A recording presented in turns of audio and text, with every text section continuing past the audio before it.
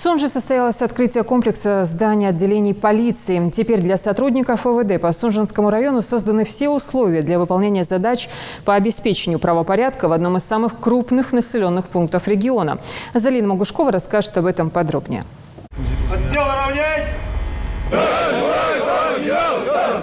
Весь личный состав УВД по Сунжинскому району впервые построился на плацу перед новеньким зданием. Сразу после торжественной церемонии с символической красной ленточкой сотрудники займут свои места в просторных кабинетах. А ведь еще пару дней назад они ютились в приспособленных помещениях. В ветхом строении 1975 года было тесно, возникали проблемы с электроэнергией, но это все осталось в прошлом.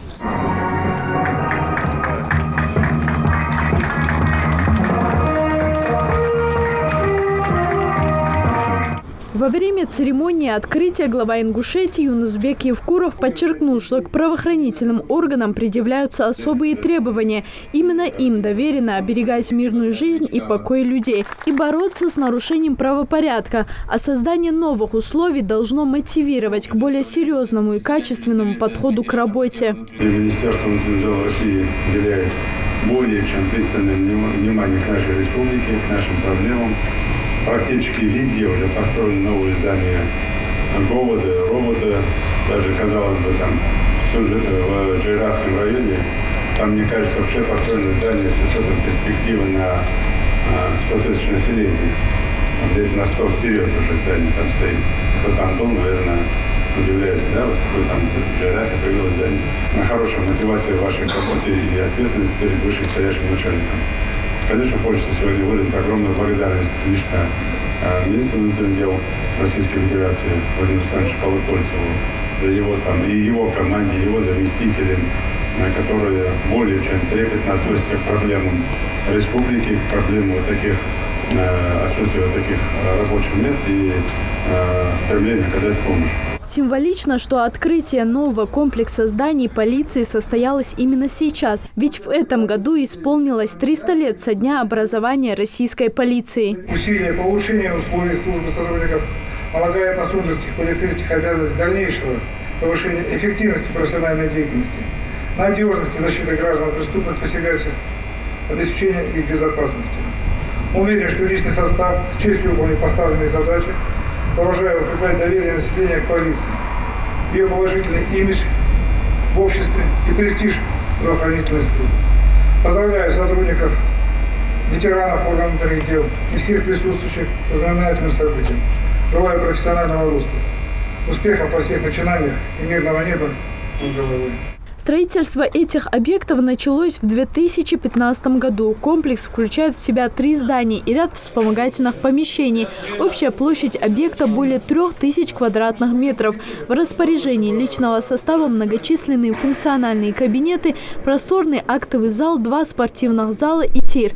Кроме основных зданий повышенной сейсмоустойчивости, построены гаражи общей площадью 900 квадратных метров. В спортзале мы непосредственно, конечно, будем проводить занятия по физической подготовке сотрудников в первую очередь. Также мы в будущем планируем организовать секции для детей, потому что очень большие спортзалы у нас, секции для детей с привлечением тренеров со стороны, чтобы непосредственно дети с города Сунжи, Сунжинского района тренировались у нас в спортзале. И было какое-то патриотическое воспитание. Прогуливаясь по новому зданию, ветеран органов внутренних дел Мурат Додов даже начал жалеть, что былые годы службы уже давно позади. В 60-х все было по-другому, говорит он. В одном кабинете площадью 10 квадратных метров тогда размещались до 5 сотрудников.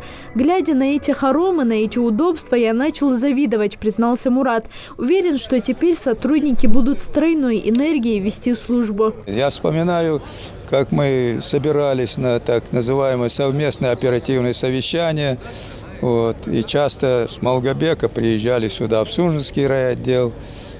У них так называемая ленинская комната, тогда это назывались залы, конференц-залы ленинскими комнатами. Значит, было на 30 посадочных мест. А нас собирали с 3 райотделов. Естественно, мы, как молодые, стоя выслушивали и час, и 2 часа, находились на этом оперативном совещании, выслушивали,